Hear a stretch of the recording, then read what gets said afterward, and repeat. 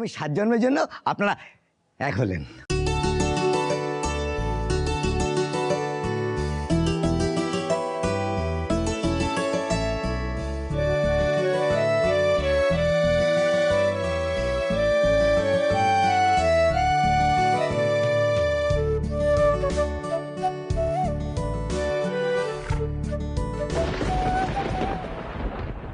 যাক বাবা, at last বিয়েটা হলো। এবার আরো পার্মানেন্টলি এই বাড়ি থেকে বিদায় হবে। ব্যাপারটা কি, সবাই এত উইলিংলি কি করে মানিকের সাথে আরো এই বিয়েটা মেনে নিল? শিবানী, ভাস্কর, দর্শনারা এত আনন্দ করছে,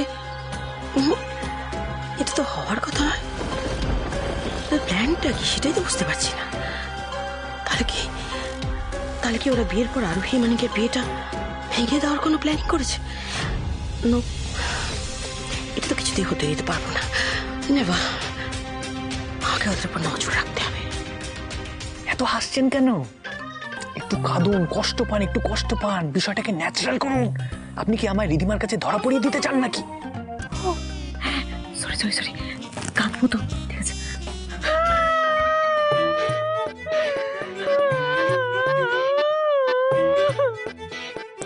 বাবা এখনই হাসছে আবার এখনই কাঁদছে, হচ্ছেটা কি? বড়দের আশীর্বাদ নিয়ে বড়বড়ু নতুন করে জীবন শুরু করুন।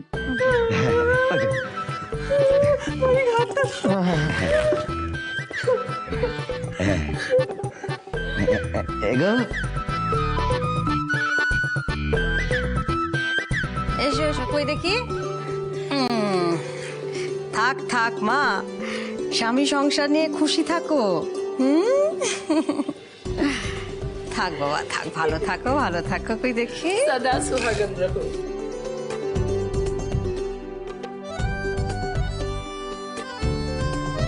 ভালো থেকো, সুখে থাকো।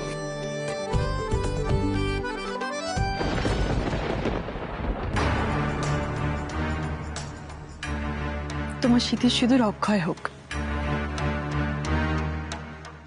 মানিক, মানিক তুমি কি সারাক্ষণ সায়রা পরেই থাকবে? আমাকে বলো তো। হ্যাঁ, সায়রাটা তুলে মুখটা দেখাও। বলো বলো বলো বলো, কি হয়েছে? কেন এটা করা যাবে না, আমাদের গ্রামের নিয়ম বিয়ের পর সারা রাত এটা পরে থাকতে। হ্যাঁ বলেছিল। আচ্ছা অনি সেই যে গেল, মানে গেল তো গেলই, বিয়েটা হয়ে গেল পুরো, এখনো এলো না। ও তো পুরো বিয়েটাই মিস করলো। বিয়েটা মিস করবে বলেই তো গেছে। না মানে ও যখন মিটিং এ গেল তখন তো জানতো যে লেট হবে আসতে, আর সবসময় তো অনেক কাজ করে, কাজই ওর কাছে ফার্স্ট প্রায়োরিটি পায়। যাক গিয়ে যখন আসবে, আমরা চলো গিয়ে বাসর সাজিয়ে ফেলি। বাসর কি? আরে বিয়ে খতম হয়ে গেলে বাসর রাত হয়, পর বউ দুজনের জন্য নাচ গান করে, বাকিরা সবাই নাচ গান করে, আর খুব মজার গেমস খেলে, বুঝলি? গেম খেলা হয়, তাহলে আমরাও খেলবো। পিপিন, ডার্লিং দাদু আমরাও খেলবো। হ্যাঁ বাসর তো জাগতেই হবে, আমরা সবাই মিলে আনন্দ করে বাসর জাগবো। আর আমি অনেকে ফোন করে বলি জলদি চলে আসতে, কি বলো? অনেক না থাকলে আনন্দ হবে। হ্যাঁ, বদমাইশকে একটা পারফর্ম করতে হবে তোকে বাসর রাতে। হ্যাঁ, আমি একটা ফোন করে আসি। হ্যাঁ মামনি, ফোনটা দাও। ফোন করবে? সর্বনাশ, ফোন তো আমার পকেটে, এই ভেজে উঠলে তো ফেসে যাব।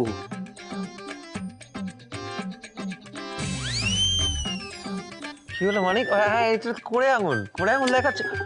ও বুঝতে পেরেছি, নেচার্স কল তো। তুমি ধরে রাখতে পারবে না, খুব চাপ বেড়ে যাবে। বুঝতে পেরেছি, যাও ওই দিক দিয়ে চলে যাও, এই দোতলা ওদিকে যাও। দেখো বাবা, দেখো সাবধানে। হ্যাঁ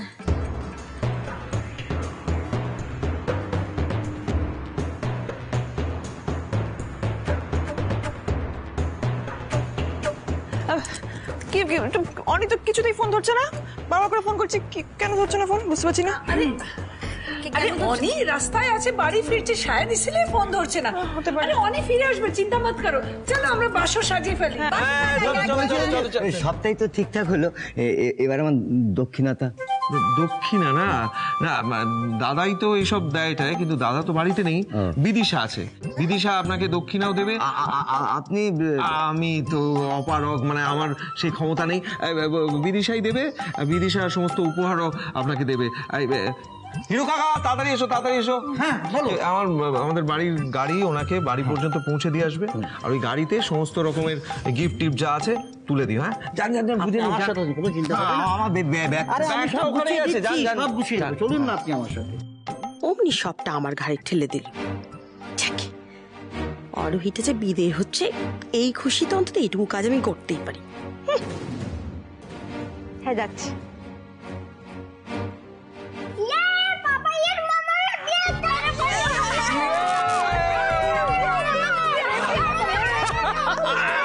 অবশেষে এই বিয়েটা হচ্ছে। হ্যাঁ, যে বিয়েটা রিধিমার জন্য এতদিন হয়নি, সেটা রিধিমার অজান্তে, রিধিমার সম্মতিতেই হচ্ছে।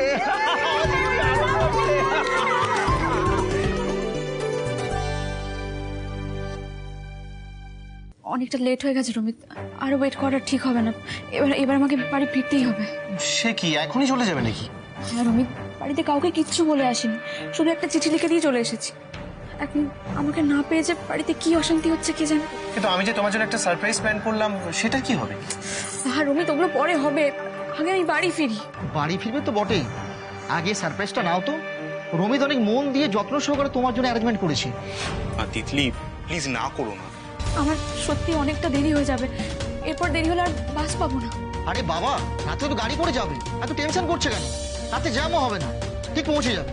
আপনারা বুঝতে পারছেন না, আমার বাড়ির পরিস্থিতি এখন ভালো না। আমি যে কিভাবে বেরিয়েছি বাড়ি থেকে সেটা শুধুমাত্র আমিই জানি। এখন বাড়িতে গেলে হাজারটা প্রশ্নের উত্তর দিতে হবে। আমি আজকে বাড়ি ফিরে যাই প্লিজ।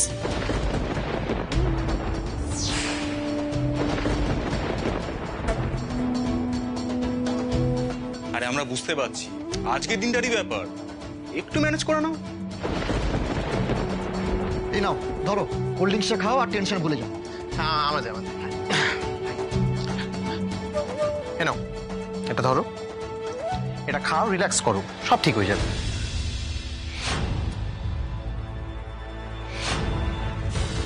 আচ্ছা, তোমার বাড়ির কি সিচুয়েশন এই মুহূর্তে? মানে বাড়ির লোকেরা কি খুব রেগে আছে তোমার উপর? তোমার সাথে মিসবিহেভ করছে কোনোভাবে? বাবা জ্যাঠা তো ভীষণ রেগে আছে, কি যে হবে কিছুই তো বুঝতে পারছি না। এত চিন্তা করো না তিতলি, সব ঠিক হয়ে যাবে, বিশ্বাস করো। নাও খাও।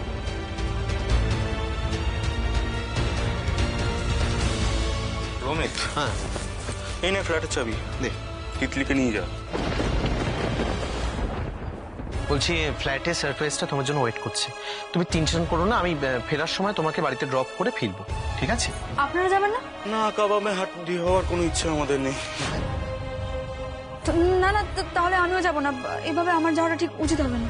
এই মেয়ের ট্যান্ট্রামসের কোনো শেষ নেই দেখছি, ডিসকাস্টিং। তুমি আমাকে একদমই বিশ্বাস করতে পারছো না তিতলি। তুমি একটা কথা খুব মন দিয়ে শোনো, আমি কিন্তু কখনো কোনোদিন তোমার কোনো ক্ষতি করব না তিতলি, ট্রাস্ট মি, আমি কোনো ক্ষতি করব না। আপনি কিছু মনে করবেন না রমিত, কিন্তু আমার না ঠিক যাওয়ার ইচ্ছে নেই, আর তার উপর আবার এত দেরি হয়ে গেছে। অন তিতলি, আজকে তোমাদের বিয়ে, প্লিজ না করো না। জাস্ট একবার গিয়ে সারপ্রাইজটা দেখেই চলে আসবে প্লিজ। তাহলে কি একবার দাদা আর মাকে ফোন করে জানিয়ে দেবো যে আমাদের যেতে লেট হবে? না না, ওদের এখন কিছু বলতে যেও না, দেখো ওরা অলরেডি রেগে আছে তোমার উপর। তার উপর তুমি যদি এখন বলো যে তোমার ফিরতে লেট হবে, ওরা কিন্তু আরো রেগে যাবে, তখন তখন সমস্যা বাড়বে। তার থেকে আমি তোমাকে সারপ্রাইজটা দেখিয়ে তোমাকে বাড়িতে ড্রপ করে দিয়ে আসবো, এত চিন্তা করো না, ঠিক আছে? আমরা যাই তাহলে।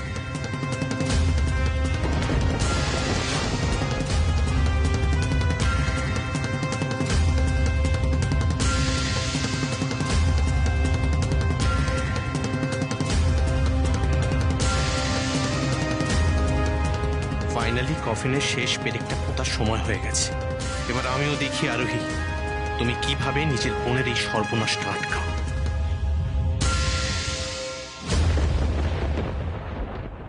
ঠাকুরমশাই, আপনি আমাদের বাড়ির এই কাজটা এত সুষ্ঠুভাবে করে দিলেন, কি যে উপকার করলেন কি বলবো আপনাকে। তাই তো আমার আমার কাজ। তবে আপনাদের বাড়ির কাজ করে আমি বড় খুশি হয়েছি। আবার এখন মাঝে মাঝে কাজ বাজ হলে আমাকে ডাকবেন কিন্তু। নিশ্চয়ই, এই যে টাকাটা। ম্যাডাম, আমাদের বাড়ির সাদা গাড়িটায় ঠাকুরমশাই সব জিনিসপত্র আমি গুছিয়ে তুলে দিয়েছি। গাড়িটা না সামনে দাঁড়িয়ে আছে। আচ্ছা আচ্ছা, ব্যাস হয়ে গেল, গাড়িটা আপনাকে বাড়িতে ড্রপ করে দেবো। ধন্যবাদ, অনেক ধন্যবাদ। মঙ্গল মঙ্গল, এই দিকে তো সাবধানে যাবেন। কাকা, উফ, এত বড় একটা কাজ নির্বিঘ্নে হয়েছে, আমি না আর পারছি না, ভীষণ টায়ার্ড লাগছে। আমি ভেতরে যাচ্ছি, তুমি ঝট করে আমার বিছানাটা করে দাও। ঠিক আছে ম্যাডাম, কোনো অসুবিধা নেই, চল।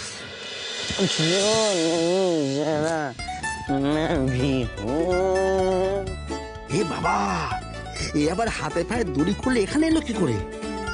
এবার ম্যাডাম একে দেখে ফেললে তো একেবারে কেলেঙ্কারি হয়ে যাবে। আপনি এখানে কি করছেন? তাই তো আমি এখানে কি করছি? আবার বিহুস এখন। তবু দেখো হাতে পায়ে দড়ি খুলে ঠিক চলে এসছে। কিছু কথাই বলে না, যাতে মাতাল তালে ঠিক, ঠিক তেমনি। এই চলুন তো, ঘরে চলুন। আরে সবাই তো ওখানে আছে, চলুন।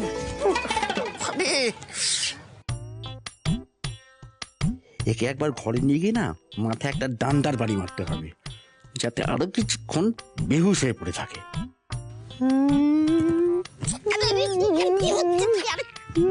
চলুন ভেতরে, চলুন। দাঁড়াও,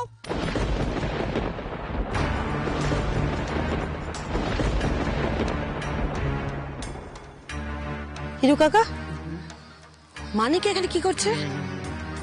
মানিক তো ঘরে ছিল, ও তো বললো ওয়াশরুমে যাবে, ও এখানে কি করছে? আসলে ম্যাডাম, ও তো গ্রামের ছেলে, ওর না ওয়াশরুমে ঠিক হয় না। ওর না বাইরেই ভালো পেট পরিষ্কার হয়, মানে ছোট ডাক বড় ডাক সবই। কি মানে, তাই না? মাই গুডনেস, কি নোংরা হ্যাবিট! বাড়িতে এতগুলো ওয়াশরুম থাকতে বাইরে এসব কেউ করে? আর ভুল হবে না ম্যাডাম, এবার না আমি সব ওকে শিখিয়ে দেবো, সব শিখে নেবে কিন্তু। আপনি